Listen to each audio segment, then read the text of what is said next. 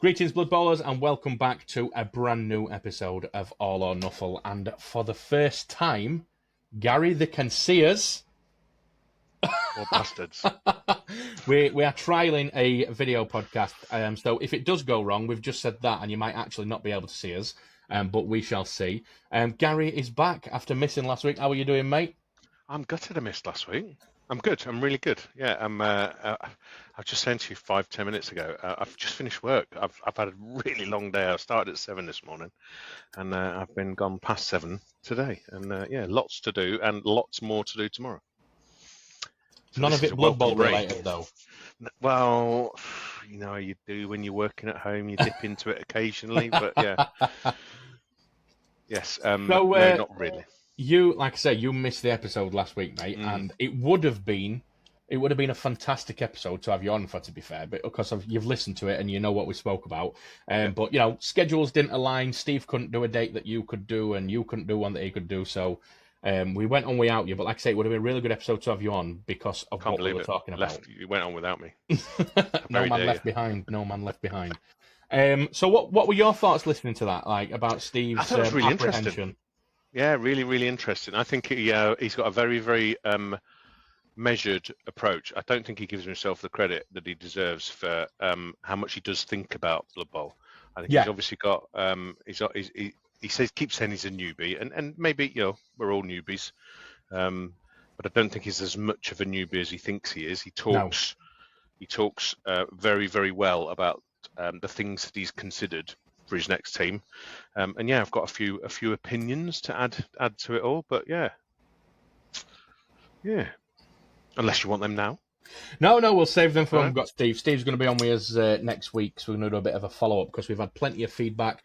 We've had some comments, some answers in a poll on Spotify itself, and then we did a poll in Nuffles Nomads. People have shared plenty of feedback, so we're going to discuss all that together, create a bit of a short list, and we'll get your opinions on that then, mate. But good episode. Did you enjoy listening to it as a listener? Really enjoyed listening to it. It was absolutely top draw for me. It was good, and I think I like the approach that he's taken with regards. He's going to do an end-to-end, you know, like, so he's going to say, right, I'm going to this tournament, I'm going to pick a team, I'm going to practice with it, I'm going to paint it, I'm going to do all of the things. And I just hope he sort of covers his decision-making. You know, why did you go with this team? What were the other options you had, and why did you not pick those? Yeah, because I think we've said this plenty of times about Blood Bowl. It's the gift that keeps giving. It's lots of different things to different people, and different people would pick different teams depending on what their parameters were. Yeah, absolutely. You absolutely hit the nail on the head, and two people could pick the same team, but for completely different reasons. Yeah, someone might say, I don't care how these play. I don't care whether they're good or bad. Great. I just think the models are great. Whereas somebody else might pick a team that they think the models look terrible, but they know they can perform on pitch, and that's what they're after. Like I say, it's no, and we say this all the time, no two Blood Bowl journeys are the same. Everybody takes a completely different path. Do you know how they say that every time you shuffle a deck of cards, there's like whatever chance that it's never been in that exact order before. There's never a chance. Well, I knew you'd correct me, Mr. Data-cated. But no, that's what I mean. All of the sets of cards that have ever existed, the 52 playing card packs have ever existed, if they're shuffled randomly, there is very, very, very, very low probability that all the cards that have ever existed in the world ever, and all of the different orders that all of those sets of cards have been in, are never the same. It is really unlikely that any two would have been the same order. And I think that you can imprint that onto Blood Bowl and people's Blood Bowl journeys. No two people from beginning to end, from getting into it to dying, I've done everything the exact same way for the exact same reasons, and I think that's what makes it really special. I think it's brilliant. I think it's absolutely fantastic. Yeah. I'm really, really glad. And I said before, I feel like I've missed out on 30 years of Blood Bowl, but I'm making up for it now. Absolutely. What else have we got? Oh, there's one pretty obvious thing. Chaos Wars? We've got a new team. Got a new team? What's that about? A new team. A new team. One of the teams of legends. Yeah, indeed. I think it was probably, out of all of the teams of legends, I'd go as far as to say it's probably the one that people generally least wanted. I don't know. Do you think? Because Tomb Kings, Khemri, I think loads of people like those, but even more High Elves, I think were very high up on people's lists. I don't know if Chaos Dwarves were. Well, again, individual taste. For me, the order I would have liked those in are in High Elf, Tomb Kings, then Chaos Dwarves. The old Chaos Dwarf rules, just not my cup of tea. The stuff that we've seen of the new ones, although different and interesting in their own right, still not my cup of tea. But then again, I think I said this in Nomads or on the Nuffles Facebook page, that they're not my cup of tea, but any Blood Bowl news is good Blood Bowl news. It means that the game is getting attention, it's getting support from its creator, and all that business. So, yeah, not my type of team. I probably won't buy them. Purely because I don't think I will. Purely because the centaurs don't come in the box, do you? You've got to buy them from Forge World separate. So it can a 2-pack, yeah. Exactly. If you are absolutely needing a Games Workshop version of this team, because there's already third-party ones that exist, some new ones being created with the new positionals and stuff. If you absolutely need Games Workshop miniatures for maybe you attend a lot of their tournaments, tell you what, they're beautiful miniatures. They're fantastic, but it's going to be an expensive team to get. Yeah. So yeah, brilliant news. Absolutely fantastic news. Don't think they'll be too long before they're on the shelves and pre-orders out. So yeah, it's great. Yeah, interesting, mate. Interesting. You've been playing some normal dwarves, haven't you, Gary? I have, yeah. So I know we're a bit behind with the old pods at the moment, and I was going to do an update on how I was getting on with humans, and I've actually drawn a line under humans and moved on to dwarves, and I'll go into that when I talk about dwarves. But yeah, I found them. I just wanted to see what everyone was whinging about. To be fair, yeah, they weren't wrong. They're a bit one-dimensional, yeah, but they're strong. Yeah, and you can tell why people don't like playing against them. Yeah, and I think the same thing that annoys a lot of people about them, being one-dimensional, as in we are slow and we are strong. I think that's probably the same things that the people who do enjoy playing them enjoy about them. Like, again, it's different people like different things. Some people absolutely love that about dwarves and therefore play them. Some people absolutely hate that about dwarves and therefore avoid playing against them. Yeah, there's a whole bunch, and I don't mind going into a bit of detail with dwarves if you want me to, but yeah, I think the main reason I picked them was because the models I've got some third-party models. I think they're Punga Stern Boys. Oh, you've got like the nautical themed ones, the nautical piratey ones, yeah. And I put them on sort of wooden plank to mimic a ship's deck bases that I printed out. And they just look really, really lovely. They're really detailed, and I'm taking them to a tournament this weekend, a local casual thing. Oh yeah, brilliant. Yeah. Looking forward to it. Really looking forward to it. Yeah, really looking forward to it. It's a non-NAF thing. It's something that it's a freebie that we've all just organised. There's 10 of us going. I don't know if it's 10 or 8 now. It might be 8. But yeah, looking forward to it. There's a few people couldn't make it because there's a few other things on, but I think it's going to be a thing that we do on a reasonably regular basis, maybe quarterly or something like that. Well, fingers crossed I can get down for one at some point, mate. 'Cause it sounds like you're all always welcome, mate. You're all lined up for a fantastic weekend from what I've heard about it so far, mate. So you mentioned that the transition into dwarves has sort of led to you drawing a little bit of a line under humans. I'm undecided. I might go back to humans, because I'm missing them. Yeah? I really, really, really liked humans. I know they're not. I know they're a bit meh. They're not brilliant at anything. They're not bad at anything, though. Yeah. And they're pretty much above average at everything. So yeah, I've really enjoyed them. My stats have been all right. I won my first tournament playing humans, I think. So when I won that first tournament, first game in a tournament, I didn't win a tournament. We'll edit that one No, out. no, no, no. I mean, technically, the sevens at Warhammer World. Oh, behave. I'll take the second place on that one, yeah. So yeah, I won my first game in a tournament playing humans, and have since won a game at another tournament and won a game at another tournament. So I'm doing all right. I'm learning. My positioning's coming better. My defensive and attacking assists, I'm calculating them no problem at all. My turn time's speeding up slightly, not enough yet, but it's getting there. But yeah, I'm absolutely loved humans. Oh, The good. difference, well, having gone from lizards to lizards and orcs to humans, obviously I'd taken a really big step towards the sort of the speed merchants, as it were, and having a passing game and having a one-turn touchdown and having movement and having a few other options. Yeah. Little things like just as simply just being able to swing, be able to go down one side and actually retreat back and go down the other side. Little things like that you couldn't really do with some of the other teams. No, I absolutely agree. Well, reason I've asked you about humans is because this episode we're going to do probably not as strict and as deep diving as some of the other episodes we've done, where we've done like 9 minutes straight talking about a team. But we're going to kind of do a little bit of a team overview for anybody out there who is totally new to Blood Bowl, is looking for a team to play. And, humans is always a great team to recommend to new players. Brilliant beginner team. Absolutely. Fantastic beginner team. Or maybe you're already playing Blood Bowl and, like Gary, you've been playing something that you're kind of not finding a rhythm with and not having the best of times with. Humans can always be a great really good centre ground, isn't it? It's really good. It's not dashy, but it's got some dash. It's not, it's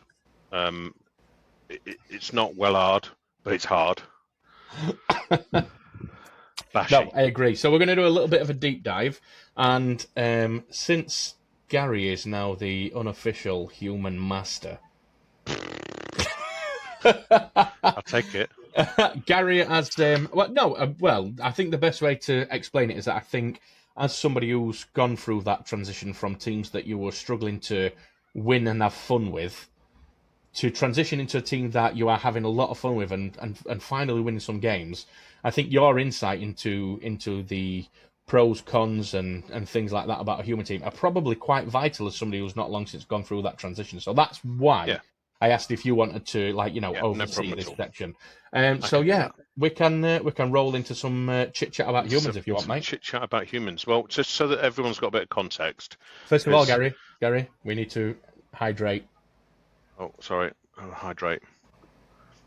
You got a pretend bud there? No, it's an actual bud. No, it's not an actual bud. That's an actual bud.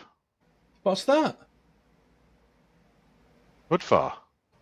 The original Czech Budweiser. No way. Yeah, yours is the American. This is how long it's been in my fridge. It's got the fucking England Euros. It's for the World Cup for next time, isn't it? Yeah. Advance. Yeah. So yes, context. I have been playing in a tabletop league. I did a little bit of casual games on Blood Bowl 3, and I've been playing in Resurrection tournaments locally in the Southwest and a couple of national ones as well. So I've got a little bit of an understanding of Resurrection tournament and league play and all of those sort of things, and I'll try and reference those when I'm talking about any of the stuff that I've pro'd and conned about it all. So as an overview, they're a great beginner team, right? They're good at most things. It's me referring to my notes. They're good at most things. They've got really good strength and agility access, which, if you've come from bashy teams, really does give you a completely different view on the world, as it were, which is what I did, is I played bashy teams to start off with. If you're coming from Skaven or fast elves, then you're probably going to find them a little bit slow, but a lot more resilient. You'll be able to keep them stood up for a lot longer. Yeah. What type of player are humans good for? I reckon they're a really great team for new coaches. They've got a broad range of skills, and if you're the type of person that wants to have a go at everything, then this is the team that will give you that. Yeah. They're also a really good middle ground team for a bash or a dash team to try out. So if you're always been doing bash or you've always been doing dash, then they're a really good team to come away from that, but not fully come away from it. Yeah. So yeah, and I found one of the things I think I found most useful about them is the positioning. Right. You have to absolutely nail a bit of positioning with humans, just to give yourself a bit of a little bit of I don't know what the word I'm looking for is. I've found, and I don't know if that's because it was humans or it's because that was where I was on my journey, where my positioning was the thing that I was learning, but they really, really helped me nail all of that stuff. So all of the stuff from putting the final touches to working out defensive and attacking assists, which I was finding not difficult, but it just wasn't flowing properly. I absolutely nailed it with humans. Yeah, there was some originally. There was some like calculation time is probably a good way to put it in there. Yeah. Calculation time, and also just not seeing things. But I think once you've played a few games, once you've played a few teams, those defensive and attacking assists and working those out really sort of comes to your own. And I think playing them for a good 3 months as well really helped. Yeah. So I think they're a really, really good team for anybody new or for anybody who wants to have a little bit of a change from what they normally pick. Yeah.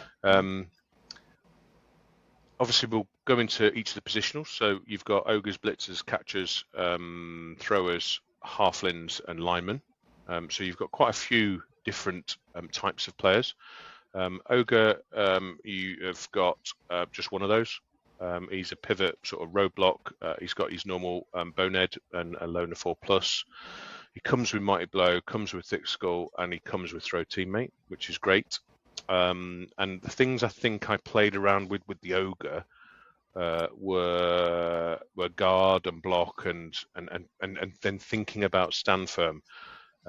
Some idiot, I don't know who it was, Baz, suggested I go with frenzy, and I listened to that idiot. That didn't last very long. I went with frenzy as one of the first skills in the first matches, and it didn't really do very well. That no, but we'll come back to that. Blitzers, I think they're the key positional for humans. You got 4 of these, and I would always play with 4. If you're gonna start in roster in league or in tournament, just 4. Put the 4 of them in. I'd put the 4 of them in, first 4 on the bench. Right. Even above ogres, I would always put 4 blitzers in. These guys, movement 7, strength 3, AG 3, passing 4, and armor 9. But they've got general and strength access. Skills access, and they start with block. Now, there's a whole bunch of different things that I tried to do with these guys, and depending on rule sets. So some rule sets limit you to the number of skills that you can not stack, but you can have across your team.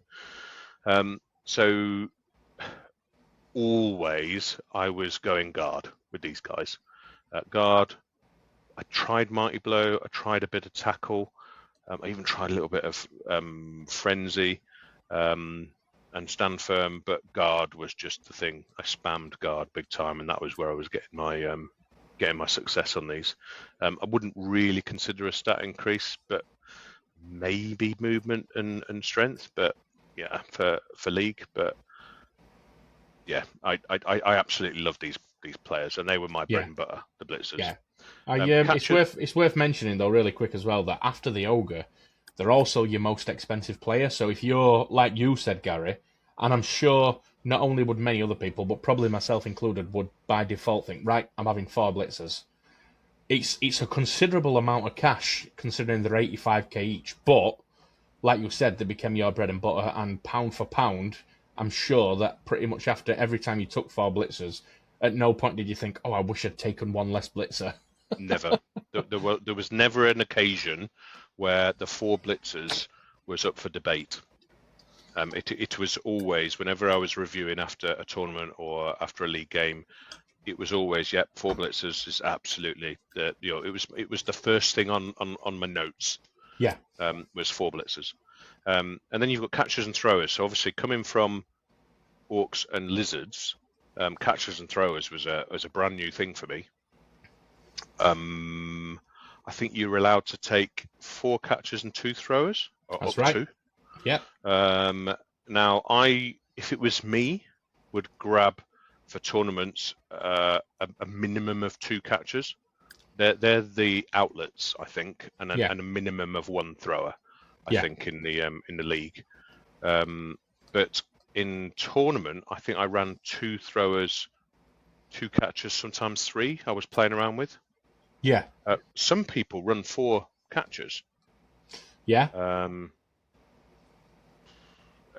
I get it, because they're the guys that you put them somewhere, and they've got general and agility skill access, and they come with catch and dodge. Those catchers do, which is just huge. Now, admittedly, they're only strength 2, and they've got movement 8, edge 3+, passing 5+, and AV 8. So they're a little bit susceptible, to being a target. Yeah. But if you've got a few of them, and you put them downfield, then you're making people pull players out and back in the scrum. It gives you a little bit more one-on-one dominance. Yeah, absolutely. I played these differently. So generally, I played them as scorers, or sort of catching, with an intent of catching the ball that was thrown to them and running them for a touchdown.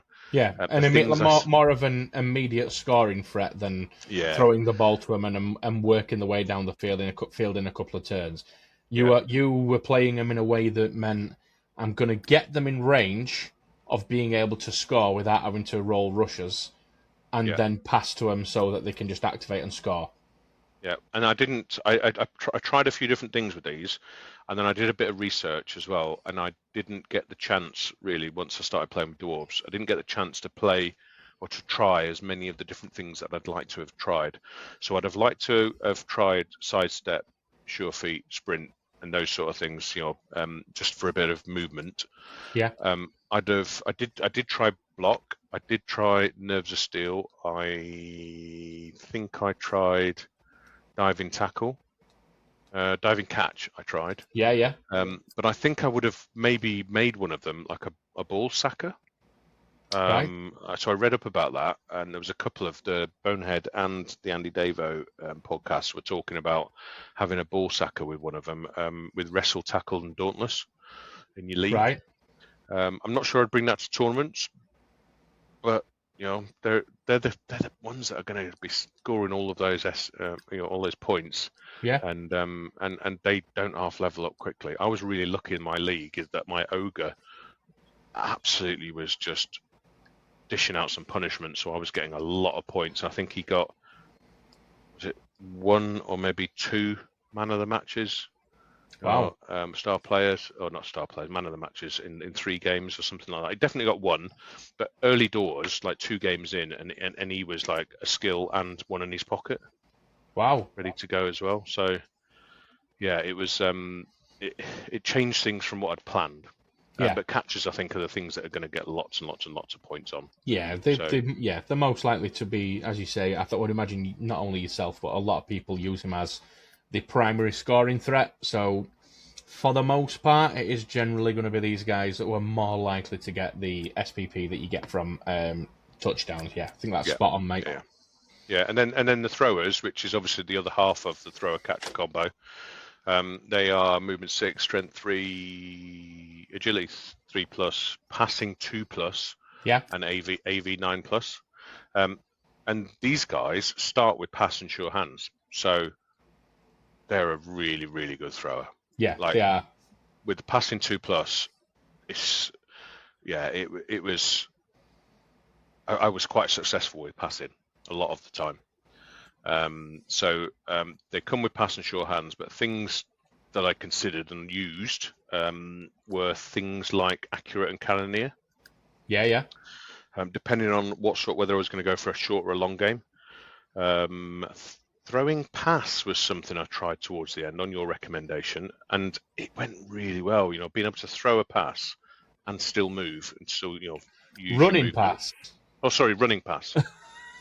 Was it running pass? Yeah, you said throwing pass. Did I? Sorry, running pass. Running pass is exactly what I meant. Throwing pass is just what a pass is, isn't it? Running pass.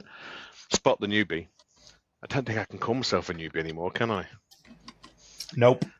So block, obviously, leader, on the ball, accurate. Those are all your standard skills, I think, that you would probably look at. But yeah, accurate and cannoneer were the two that I probably fell to. Yeah. And then you can put all sorts of fun things on them as well. Like Fumblerooski, is not a bad skill for them. No. Things like dodge, break tackle, diving catch. You could put those on them. Yeah, absolutely. So yeah, there's a whole bunch of stuff you can do with your thrower. But in tournaments, I just went, block, accurate, cannoneer. One of those when I was playing around with them. Yeah, I think there's like, you've got block, which immediately provides an extra layer of protection and safety to your thrower. I think I know you mentioned taking a minimum of one. If you went into a tournament and had only taken one thrower, that would probably be when you give them block. You want to keep them alive as much as possible. But if you want to play a bit more freely, absolutely, it's going to be cannoneer or accurate. I do personally tend to prefer accurate to cannoneer because I am far more likely to be throwing passes that are either on the first or second part of the passing template, 6 squares, yeah, as opposed to the other, like the higher half. But like they're just great skills. Both of them are great, cannoneer and accurate, because you've got your 2+ passing ability, and there are instances in which with accurate you're protecting that and maintaining your 2+ instead of having it reduced to a 3+. And then there's instances where with cannoneer, what would usually be a 5+ can be turned into a 4+, which is a 50% chance, which is still pretty with a reroll appealing. as well. With a reroll, it's not actually that bad. Not awful. Yeah. Not awful. So yeah, so I was I had some good fun playing around with them. I don't think I played them for long enough, but I did squeeze in quite a few games. I think I probably played 20-30 games with them. Yeah, so I had a good laugh. And then you've got these other two that make up the numbers: your lineman and your halfling hopeful. So your lineman is basically just another, I suppose, meat shield. For your humans. They start with nothing. Movement 6, strength 3, edge 3, passing 4, and armor 9. But again, they've got access to strength. To general, and then their secondaries are strength and agility. And all of the human teams, or the humans in here, apart from the lineman and the ogre, have got access to everything. So generally, it's general and strength, primary, and agility passing secondary. Apart from your thrower and your catcher and a few other ways around, but they've got access to everything. So that it's not as if like you look at some other teams and they've got access to maybe 1 or 2 skills paths, maybe 1 primary and 1 secondary. But these guys have got access to absolutely everything, so you can really customize them, and especially if you're in league and you're getting multiple skills.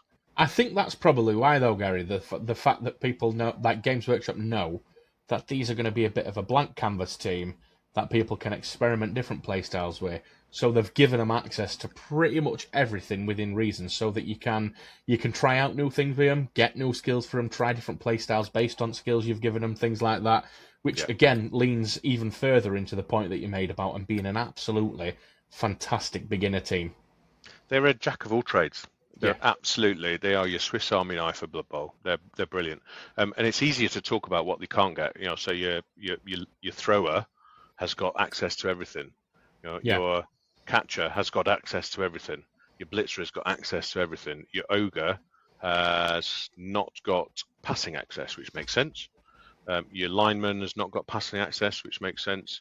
And your halfling hopeful, which we'll come on to, has got access to everything. Yeah. So you've got, as a league team, they are, I think, pretty stunning. Yeah. And they're really good for learning with as well. Really good. Yeah. No, I agree. So your halfling, I think they only cost about 30k. They do 30k. Absolutely bonkers. My favourite word, bonkers. They're movement 5, strength 2, agility 3, passing 4, AV 7. They don't cost too much, and I didn't really have too much success with the throw teammate, but I think that was more down to me not taking my chances when they did arise. Yeah. But they start with dodge, they start with right stuff, and they start with stunty, which is just, they can be anywhere on the pitch, if you want them to be. So they're great for bringing in for assists. They're great for throw teammate. Yeah. And I pretty much always on my halfling hopefuls stuck sneaky get on them. Great fouling pieces in a team. Yeah, absolutely brilliant. And it doesn't matter if they get sent off. You just bring the next one with sneaky get on. Yeah. Now I don't think I would put sneaky get. They were a borderline case for a tournament to put sneaky get on a halfling hopeful, because I think most tournaments humans are tier 1 or tier 2, aren't they? So you don't get loads of skills, and generally your halfling hopeful having a skill doesn't really make it into the mix. But yeah, in a league, if your halfling hopeful scores, or it does something, he fouls, or he's got some, the first skill, sneaky get, just stick it on it. Absolutely. Sneaky totally get or jump up. Jump up's good.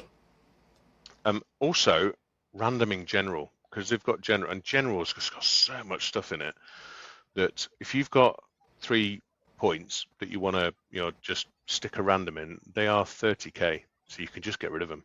Yeah, absolutely. Or just put them in there as as bait. You don't have to retire them. You can just stick them in there and just hope that they get the shit kicked out of them. Well, yeah, they're not, like, for that 30k, they're not taking up a great deal of your current team value, are they? So, it's one more player that you can just throw in and do a throwaway foul with that you really don't care if they get sent off, or do something quite risky with that might result in injury because you don't really care if they die. So yeah, they're a very good. I think it is worth mentioning. I know you said that you didn't have the greatest of times with it, but it's really good that humans can, as you said, have a turn at bashing, have a turn at bit some sprinty stuff. But it's worth mentioning as well that you can even have a go at throw teammate and learn that mechanic as a new player, all in one team. In one team. And it is quite complicated when you first start doing throw teammate. Now I know I've got that with the troll in orcs, and again it was something that I used, but it was my first team, orcs and lizards, and I didn't really use throw teammate too much. And whenever I was playing it, I was I always had the rule book, and I think once I got to the human teams and I was using throw teammate, I actually had to start learning the rules, because it was something that was. You get to turn 16 and you need to score. You're absolutely setting up for a throw teammate. Yeah, so absolutely. You need to sort of know how it's going to work. Yeah. No, I agree. Yeah, but it is, like you say, it's just another point towards the point you made of Swiss Army knife. Swiss Army knife, definitely. Pass. Yeah. And I have so many different teams.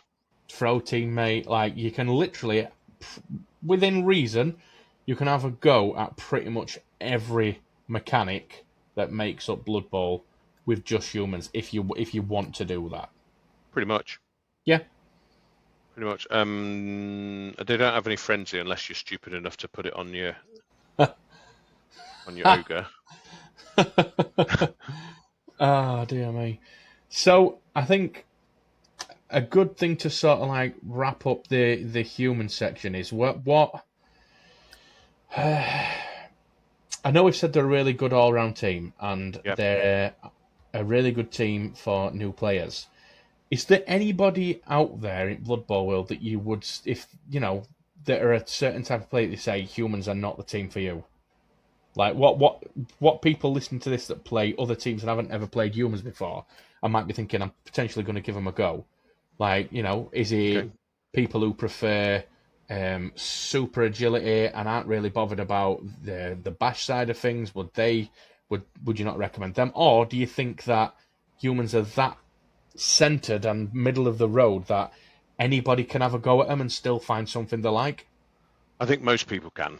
But I think if you're a team that absolutely loves stunties, there is not much madness with humans unless you throw a lot of random skills in. Yeah. And I think the other thing as well, if you want a novelty team as well, somebody a team that's doing a lot, like Vamps or there's a whole bunch of them, isn't there? Yeah. Of teams that have just got so much stuff going on. This isn't that team. No. They are a very, very down to earth, middle of the road Swiss Army knife. They'll jack of all trades, master of none. They're brilliant. They're absolutely fantastic, and I think your 4 blitzers would always be a guaranteed taker for me. In a tournament, I'd always take the ogre. Some people don't, but I always would. I'd always take 2 throwers. I'd always take at least 2 catchers, and then play around with maybe another catcher, some linemen, and always bring at least one halfling. Yeah. No, absolutely. So this isn't my cup of tea because I don't really use them much, but are there any star players that stand out that you might potentially take as a human coach? Yeah, there's quite a few. There is absolutely loads. So there was a couple of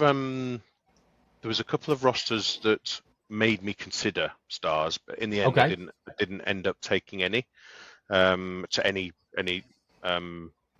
tournaments that I went to. I think the ones I was looking at were Grimble White Dwarf. Grombrindle, yeah? No, Grombrindle, sorry, yeah. Good job, you know what he's called. Puggy Bacon Breath. Yes, I remember you telling me about your thoughts of taking him. Genuinely was very, very close. And then there's a whole bunch of all other stuff. I suppose it all depends on, because you've got a team that's a Swiss Army knife, jack of all trades, master of none. Your star, if you're going to pick one in, is going to help you lean towards the way that you'd like to play. Yeah, absolutely. So if you want somebody, if you want to bring Griff and you want to be a little bit quicker and you want to really speed things up a little bit, brilliant. If you want to take a huge big beast of a guy, take Morg or Zug, or take a tree, deep root. There's a whole bunch of stuff you can do. There's a whole bunch of stuff. They haven't really got things that they can't do. Yeah. That's a pretty good way of putting I'm genuinely considering them for Full Beard in October. Going back to them. Yeah, I think that'd probably be a good idea. It's a year in Blood Bowl for yourself. It's the team that you've had, well, correct me if I'm wrong, it's the team that you've had the most fun with up to press.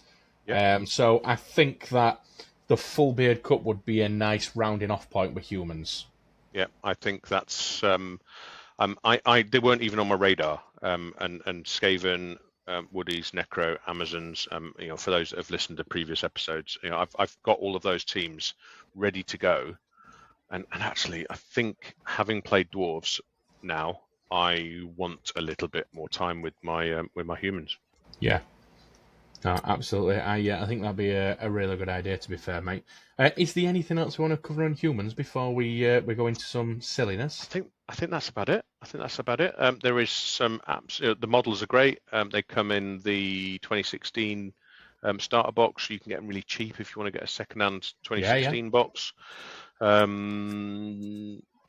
think you don't get a full team either, do you? Because you don't get all 4 blitzers, and you don't get an ogre. So you'd have to think about your team, as it were. Yeah. And you don't get your halflings, I don't think either. No, I don't. Yeah, I don't think you do actually. Yeah. I've painted mine military sort of darky green, sort of camo-y green colour. Yeah. So I've called them Band of Brothers, and that was my paint scheme for them. We had a little bit of a conversation earlier on in the week that I'm thinking about taking Amazons to the Full Beard Cup. I know you said. I was quite surprised when you said that. I'll be honest the with conversation you, mate. that we had about Amazons. Yeah. There's nobody more surprised than me, to be honest with you, mate. So for a little bit of context, I bought Amazons when they first got released. Played them half a dozen times, maybe at the most, and didn't really have a great time with them. Right. It was totally a user issue, totally me. I wasn't using them right. They felt, and maybe because I wasn't using them right, they felt a little bit one-dimensional. The way I think I described it to you, Gary, is that it kind of felt like a human team whose only identity was everybody's got dodge. Right, okay, yeah. And yeah, I never played them in a league. These were all exhibition matches. Exhibition matches which we didn't apply SPP either, so we were all out of the box. So you didn't get a chance to put any skills or customize them. This is it. And I've whinged about them for probably the best part of 2 years now. About not liking them, and they have no identity. Your words to me were one-trick pony. Well, yeah. You called them dodge. It's all they are, just dodge. Yeah, which is great, and funny, but dodge is brilliant. Yeah. I play elves. Everybody having dodge is absolutely fucking fantastic, mate. It's brilliant. But if I wanted to do that, I'd play elves, and just give everybody dodge and have better agility. But yeah, I figured I've been complaining about them for a long enough time. I've got them painted up. You've painted them already. They've been painted 2 years, but I am still to this day pretty confident that of my painting capabilities, the Amazon team and the Norse team that I painted are my two that I put the most love and care into. And I definitely don't want to play Norse. Norse, I just always have a bad time with Norse. Like, I'm shit at using Frenzy when I play Norse. My Valkyries can never pick up the fucking ball. Like, I've had a worse time with Norse than I have with Amazon. So maybe at next tournament, after the Full Beard Cup, I'm gonna take Norse to try and dispel my disillusionment with them. But yeah, I figured I've been complaining about Amazon for so long. I've been sitting in limbo about what team to take, and was in danger of just falling into my usual trap of, well, I had such a rough time at the Day Invitational, I'm just going to go back to what I know and play Wood Elf. And I don't want to do that, genuinely. I know we laugh about it, but I genuinely don't want to constantly be falling back onto Wood Elves I'll play what I win the most games with, because I don't want it. I want to be ultimately towards the end of my Blood Bowl journey, whenever that may be. I want to be a more well-rounded player with experience in playing against many different teams, playing as many different teams. And just a better understanding of the game and the teams that make it up. So I figured if I take them to Full Beard Cup, I'm going to do some practice games in the build-up as well, with a couple of different rosters. If I take them to Full Beard Cup and I still feel the same way about them, then they're just not a team. They're just not for me. Right, okay. But, give them another chance, put some skills on them this time with the tournament rule pack, see what I can get out of them. Not bothered about winning every game. That's not what it's about. But I just want to feel like I'm competing with them. Do you know what I mean? So yeah, and they do have, as well as the dodge, they do have an okay, decent set of skills, don't they? Not awful at all. Not awful. And they've got access to pretty much all of them have got access to general as a primary. Which what that means? You could make every single one of them a blodger. Exactly. And I think the only gap that I think that I can see having a look at the team is just catch. Yeah. Who is your catcher? Everyone's edge 3. I think if I was going to do something, I think I'd want to stick some sort of ability to be able to grab the ball a bit better. You've got your sure hands. You've got no catch. You do have pass and safe pass. Yeah. And on the ball on your thrower, which is fantastic.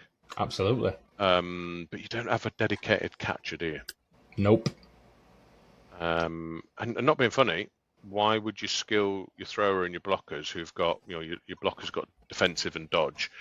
Why wouldn't you make some of your line women, a catcher? I don't know. Yeah. I don't know how you. I've never ever even looked at Amazons, but looking at their stats, there's options, isn't there? They remind me of humans. Yeah, like I said to you, the humans with dodge. Yeah. Oh, that's what they feel like at the very least. Yeah. Nice. Interesting. Things to think about there. Yeah, absolutely. Absolutely. Armor's a bit low, isn't it?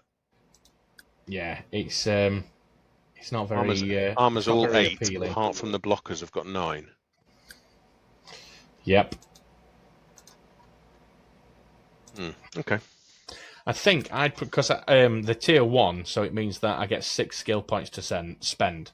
And I personally generally just usually go for 6 primaries, depending on what team I'm playing. But it's very rare that I stray away from 6 primaries, because I'm not interested in star players.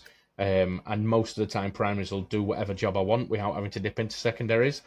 Mm-hmm. So I think what I'd probably do, if I've got 6 to spend, I would probably give both of the Jaguar blockers block, so that they become blodgers, strength 4 blodgers, which is fantastic with movement 6. I would probably give both of my throwers a skill, because I would take 2 throwers with this team. I'd give 1 sure hands and 1 accurate. Yep. And then I would probably see, do I really want to go all in on the passing side and give both of the Piranha Blitzers catch? Because that feels like it feels like a massive investment in passing to have accurate and 2 players with catch. It does. I think you need to play them and see if a solid passing game is on the cards or not, because they've got a great thrower. But I suppose adds 3's not awful. No, it's not terrible.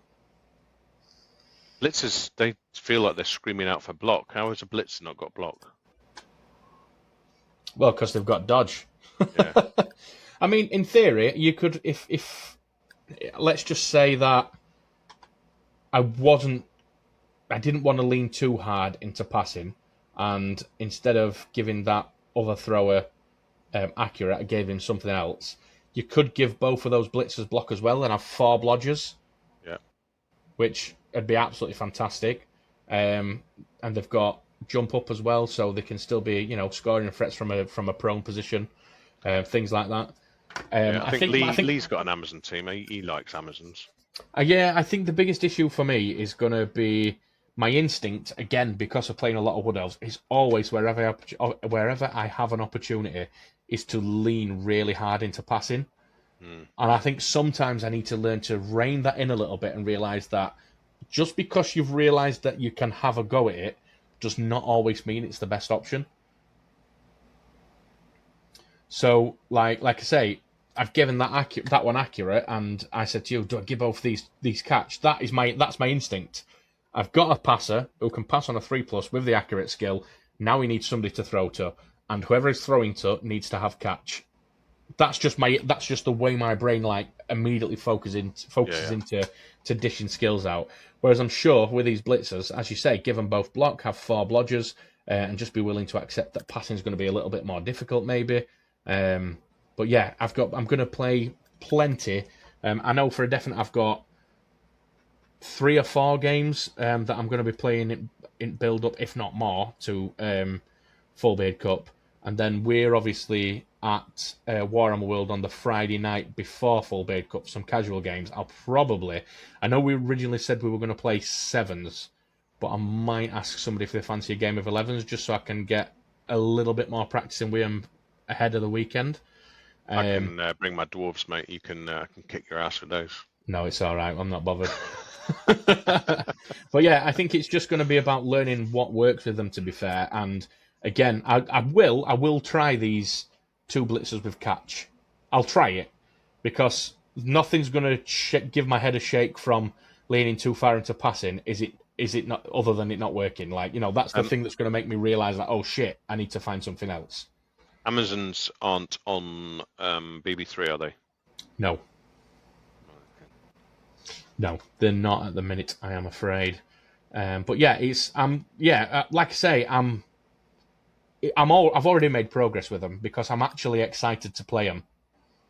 So that's progress in itself. And like I say, mate, mind you, fuck the Blood Bowl off to one side for a minute. The weekend it's Senate Full Beer Cup's just going to be fucking brilliant anyway, isn't it? I can't wait. I can't wait. I'm so... After having gone to the Davitational and had such a good weekend, and I know it was, like, from a Blood Bowl point of view, it was pretty bad for most of us. Liam did all right, didn't he? But the fun and the shits and giggles was absolutely hilarious. And for me, it just reinforced that's what Blood Bowl is about. It's the people. Yeah, absolutely. So other than Full Beard Cup, mate, have you got anything else in calendar? No, you've got your farm shop Fumble Rooski this weekend. Yeah, got that. We've got a local 3-game 11s on Saturday. We are all going to play 7s on the Friday night, so there's a whole bunch of us doing that. Most of the same people from the Saturday, but a few different ones.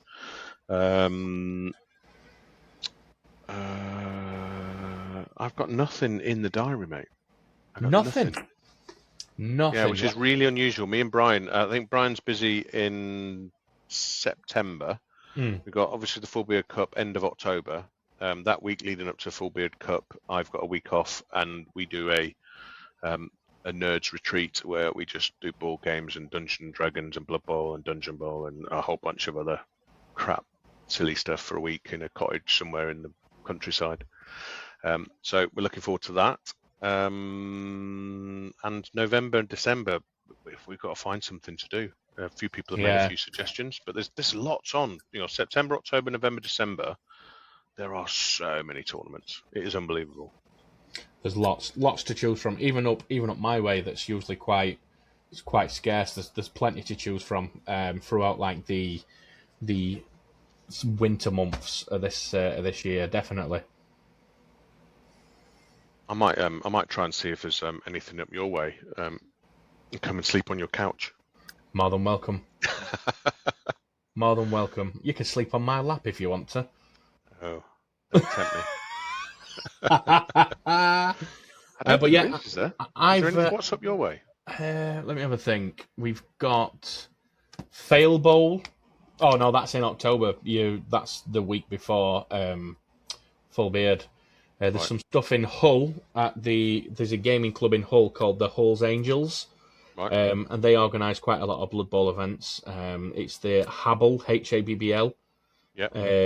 They organise loads of stuff. They're really heavy on 7s, which is not. I like 7s, but I've got no desire to enter a tournament for 7s. I just like it for super casual exhibition. In fact, I'll tell you what. Let's have a quick look. I think I'm going to give up my 7s career while I'm ahead. Oh dear. Yeah, he wins 3 games of 7s, which is the most random game, right? I went there saying it'd be lovely if I could win 1, and I won 3, and I didn't even dominate 3. I just nicked 3 games, and I came second, right? Sometimes that's all it takes. Can't make this shit up. Right. Oh, yeah. It's November's a pretty bleak month for me. The closest I can see on here to me in November is Stockport, but that's a stunty slam, so I won't be going to that. Sheffield? Where's that? Sam Hain Showdown. It says pending on that, though. Or pending NAF approval, I think. I can't see that. What else have we got? There's. I tell you what, we could. I think it's full, but we've got the same place that the Davitational was. Alistair's hosting is Bad Luck Bowl. Oh, that looks good. When's that? Yeah. Let me bloody find it. 9th of November. 9th of this November. Yeah. Yep, 9th of November. I think it's full, but I might drop him a message see if there is. any tickets available for that, and have a little trip down. But yeah, other than that, November is pretty bleak for me.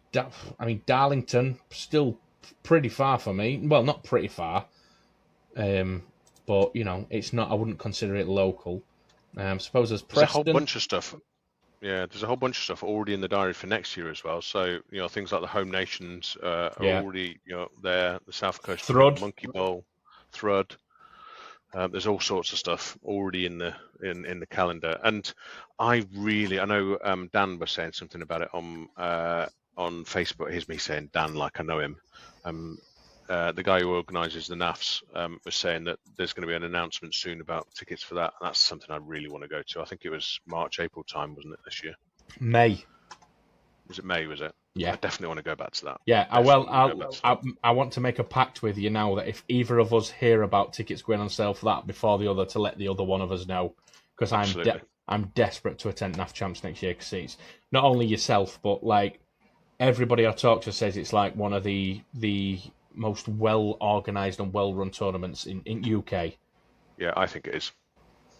Yeah, I think it's got loads and loads and loads of space. It's got really, really, really high ceiling and open.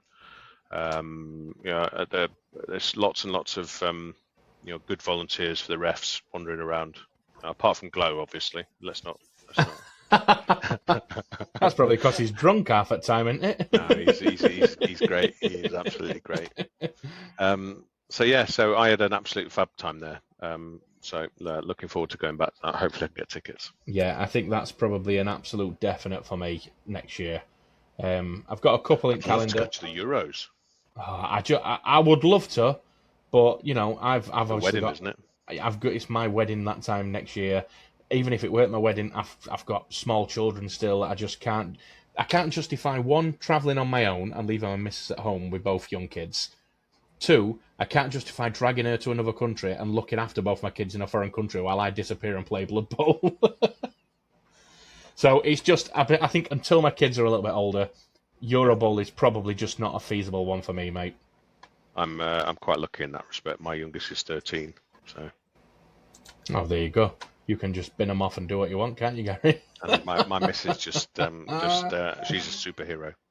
If you listen to this, Susie, she's absolutely brilliant. But yeah, I think I know. I don't know about you, Gary, but I'm tending to find that the more I speak to people, different people, like as you sort of like spread your tendrils throughout the Blood Bowl community, not a lot of people, but I am finding more people who kind of like roll their eyes when I say that I like to attend the Bugman's Belter and the Full Beard Cup as like annuals. And I get that some people are NAF purists and don't want to conform to using. I think it's a Warhammer thing. I think it's because Warhammer owns it, and because obviously historically they ditched Blood Bowl for a while, and also because they're commercially, they still own Blood Bowl, right? It's their product, but you can't bring, so like my dwarves that I've started playing with, if I was able to bring a proxy team, I'd go with dwarves, but I'm not allowed to, so I've got to resort back to an official team. So I've got sort of half and half. I've got sort of six proxies and 6 GW teams. Yeah. I'll tell you another thing, Gary. I seem to think that by this time, for the Bugman's Belter, I seem to remember as being sorted and up registered to tour play and everything, but I've not seen anywhere to be able to do that. Don't know. Yeah, don't know. We'll have to reach out to the guys up there and see if there's I'll tell you what, Alistair would probably know, wouldn't he? yeah, probably. Yeah, I just seem to remember being registered to tour play well in advance of the Bugman's Belter at the beginning of this year, and I don't remember. It costs money, doesn't it? It does cost money. Well, it's worth noting that for the Bugman's Belter, that was the first time they were ever using tour play. Was it? Yeah, so unless they've used it and decided to sack it off because they didn't like it, then maybe that's what's happened. But yeah, we're going paper at the weekend, so we're not doing any electronic anything. We're just doing paper. Yeah, I think we spoke about it before. Tour play is excellent. What a fantastic visual organizational tool for a league or tournament. It's brilliant. That's what the NAF should have. I agree. However, when I'm having to use it, I don't like having to record. I like be on my phone constantly. Like, oh, it's just not for me. Yeah, okay. I would much rather someone give me... There are a lot of people like that. When I've been playing at tournaments with tour play, that people go, you know what, we'll just do it all afterwards. Yeah. We'll just put it all in at the end. I would much rather have a slip of paper and just be able to do a tally for touchdown, casualty, this, and this. It's so much simpler. Well, for me, and it's not that I'm technophobic, because I'm quite technologically savvy, but I just don't like when I'm choosing to engage in a hobby that is me and a person physically in front of each other, rolling dice, having a good time, chatting some shit, to then every 5 minutes or so having to, let me just tip tap on here. It's just, I just don't like it. It feels a bit, it breaks me immersion a little bit, I suppose, is a weird way. It goes back to that. Blood Bowl is different things to different people. Absolutely. And one of those things is some people absolutely love tour play and what it gives them and using it. Mm-hmm. And some people absolutely detest it. And then everybody in between. All of the various different stages of different, like people love what it outputs, but don't like doing it. Or some people like doing it because it keeps tracks, but don't find that the end result is any good. It's just Blood Bowl, isn't it? Yeah, absolutely, mate. Yeah. But I think I might... Go on. I was just going to say, what other things, apart from tour play, what other things? I've got something here written down that I may just delve into. But what other sort of things over the last sort of month or two have you heard about that has sort of perked your interest about Blood Bowl? Or any swag or any anything that anybody's been doing, or is nothing really? Yes. Let me find out the name of the company first, because I want to make sure I give the correct person credit. I did see, and I know you've seen it, because I saw that you liked the post for it as well. Oh, dear. Now my computer's going to freeze when I need it most. What are they called? Oh my god, what is that company called? Basically, it's the bloodlust markers for vampires. Oh, I saw those. They're like resin ones, but they look like blood splashes. Yeah. Oh my god, it's going to absolutely kill me if I can't find out what that company were called. Yeah, there are people screaming at their phones right now saying, Harry, Baz, it's absolutely this company. It began with a V. It was V blank miniatures. It's gone. I can't even shout them out, but V miniatures, whatever your name is, those bloodlust tokens are absolutely fantastic. I love them. Oh my god, it's going to destroy my brain. 3D bloodlust markers, I think they were called.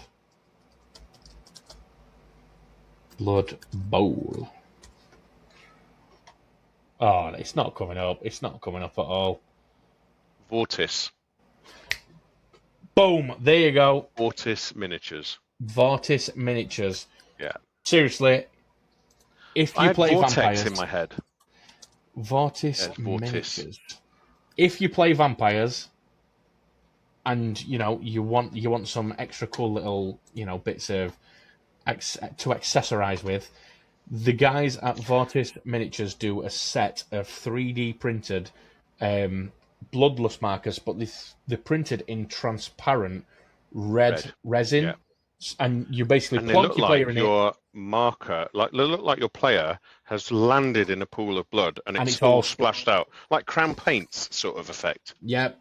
Honestly, I think that is probably the coolest thing I've seen Blood Bowl related over these past couple of months. What about you? Have you got anything in mind? Any cool bits and pieces?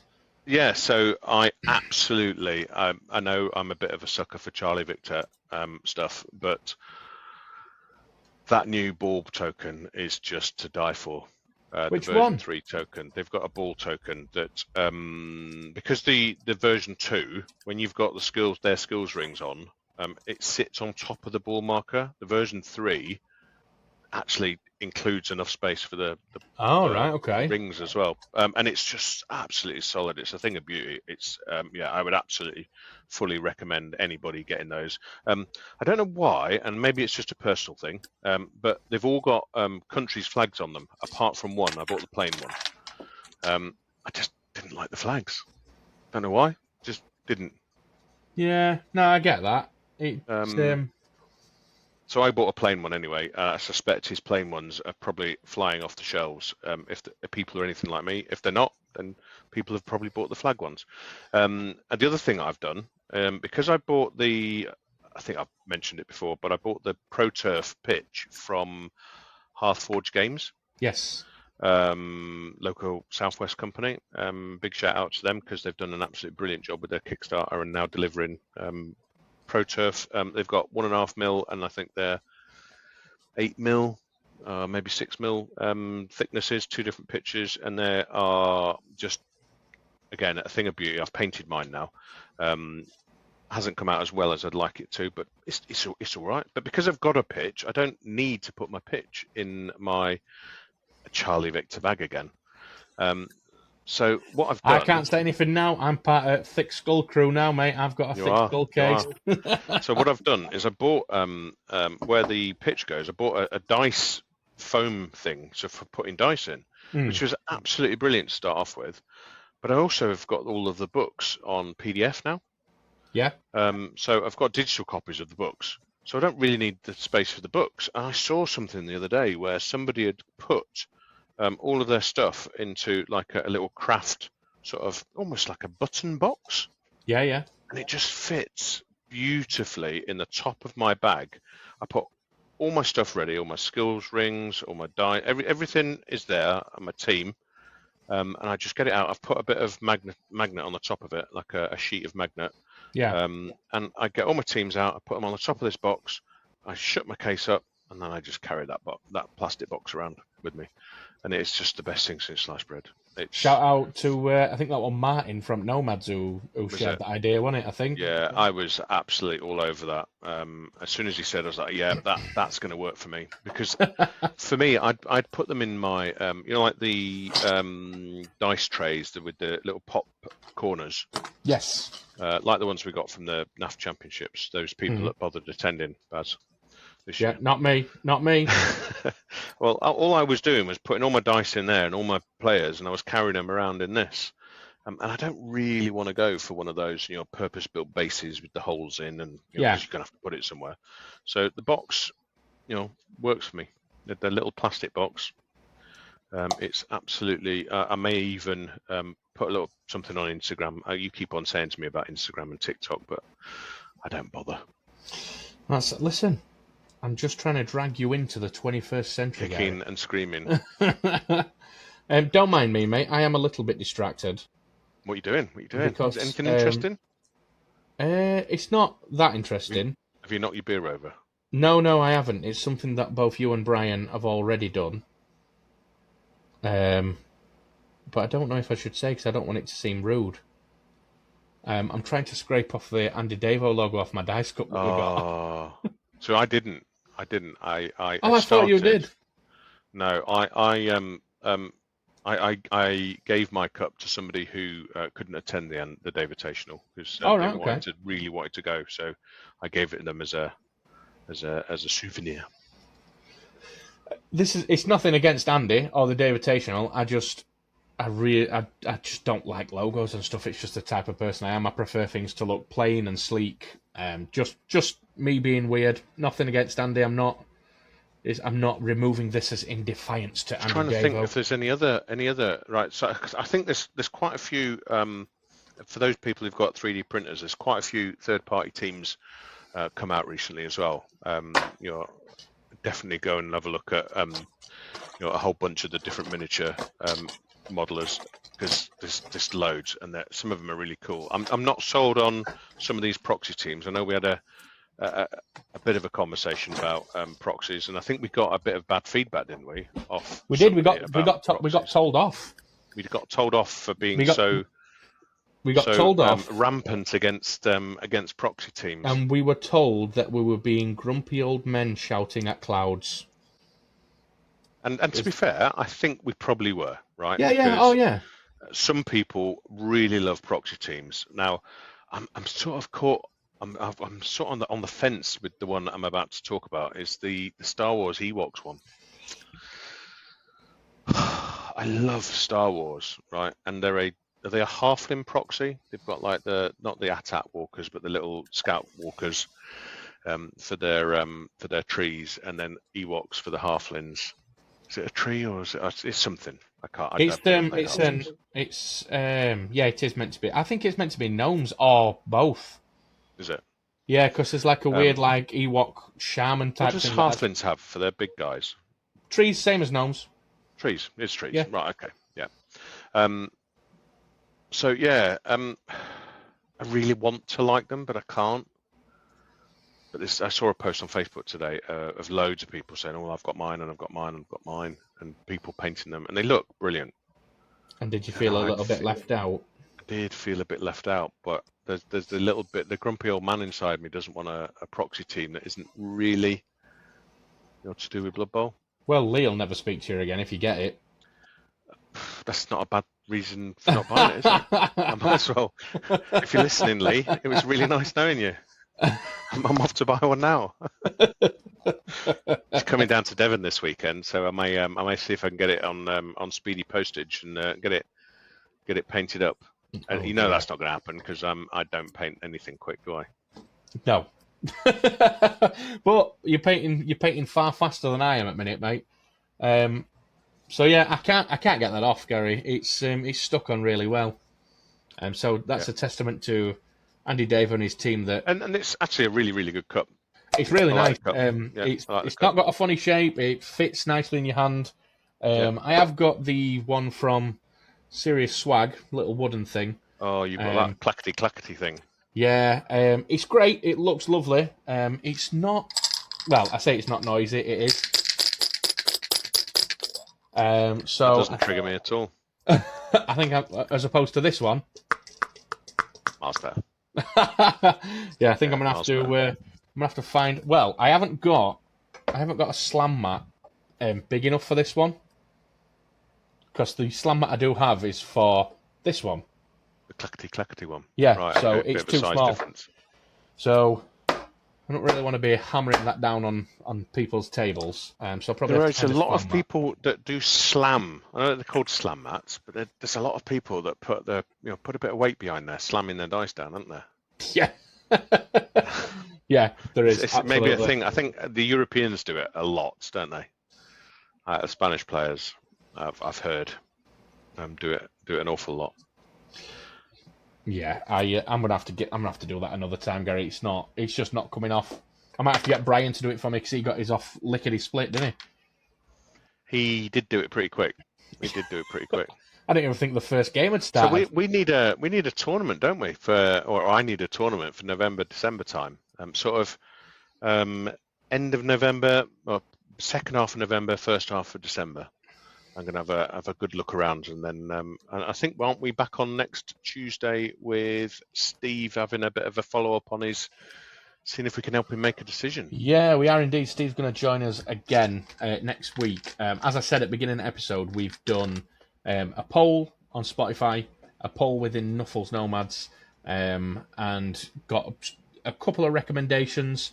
And Steve's going to build like a short list of all the teams that people have recommended. And we're going to have a little bit of a discussion about all of those teams, and hopefully you can make an informed decision, which I'd like to think it's an informed decision, because not only will we be involved, but it's literally been sourced by 2 full communities. Yeah. So hopefully, I think it'd be a nice little series of videos if he's going to do some painting as well, and the different teams. And I tell you what, one thing that I think we talked before we started recording was the thing that often people especially people who have never bought the teams before, forget is just because you're buying a team doesn't mean say you're going to get a full team. No, so with Amazons you get a full team. Yep. With Woodies, Wood Elves, you get a full team, but you don't get a tree, so you have to buy a tree. Yeah, it's easy to forget. You know, Skaven's an absolute nightmare, and I think that's one of the ones that's on his list. Because you get the Skaven team, and yeah, you got lots of little models there, but you don't get enough gutter runners. You know, you even with the expansion pack, you still haven't got your full complement. You don't get a rat ogre. So yeah, it can get a bit pricey when you start buying a few extra things. And I think I got Skitter as well, didn't I? It's now a mega star. So I think. Did you buy Skitter Stab like the day we met at Bugman's? Because I remember you being super, like, we'd not long since met and you were super excited to tell me, I've bought Skitter Stab. Yeah. Woo! Still in the box up there. I have actually got some paint on the Skaven now, so they're sitting behind me. What colour have you gone for? I haven't yet. I've been procrastinating. I know it's not like me. Oh God, no. But I've slap chopped them all. But the detail on the models, it's just fantastic. Yeah, it is great. It is. Pains me to say it because I'm meant to hate Skaven because I lose to him a lot. I think I'm gonna have a bit of a tone down. I'm not gonna go mad on colours. I think they're gonna be a very, very dark grey and cream and brown sort of. Mainly black and grey sort of scheme with a bit of rat skin. Yeah, I think that'll be nice. Just a little bit of colour in there. Yeah, absolutely. I look forward to seeing them, mate. All right, I think we've chatted enough rubbish for a little bit, haven't we, guys? Shall I sign us off, mate? That'd be lovely. It's been lovely speaking to you. It's always lovely speaking to you, Gary. It is weird being on video, I've got to say. I've not enjoyed it at all. Because I can pick my nose and have you been very conscious? I've been really conscious. Well, I suppose what we could do is we could just if you just got a sheet of A4 paper and just held it up to the camera like that every time you wanted to have a little pick of your nose or pick your ass. You know, we can work around it. We can work through it. Yeah. Well, thank you very much. I'll be right back. I won't be a minute. The paper falls down and we catch you picking at your arsehole, scratching.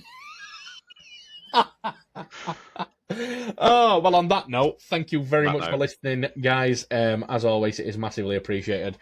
Be sure to leave a comment if you've got any suggestions about future episodes or feedback on this episode. And be sure to tune in next week when we will have Steve with us and we'll do a more thorough deep dive into what team he should take to the Full Bid Cup. And until then, I hope it's been nice seeing us faces as we record for the first time. And I say until then, take care and thank you very much for listening.